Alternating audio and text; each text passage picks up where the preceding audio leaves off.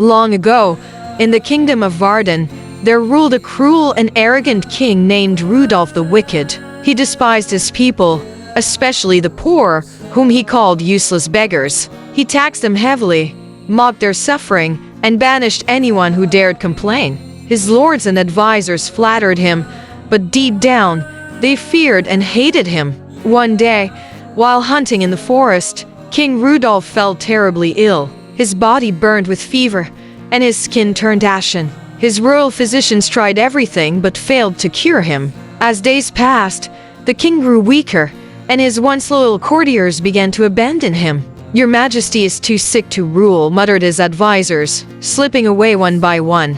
Even his queen, who had only married him for power, left without a word. Soon, the grand palace hall stood empty, and the king lay alone, coughing and shivering in his bed. The poor who remembered kindness in the slums of Vardan, an old beggar woman named Mara, heard of the king's suffering. Years ago, before Rudolf became king, she had given him bread when he was lost in the woods as a boy. Though he had grown cruel, she pitied him.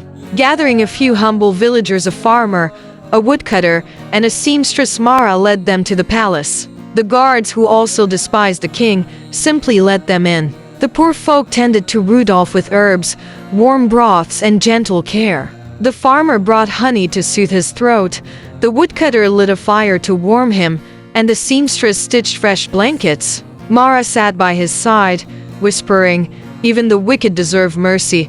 The king's awakening after many days, the fever broke. Weak but alive, Rudolf opened his eyes and saw the ragged people who had saved him. Shame filled his heart. Why did you help me?"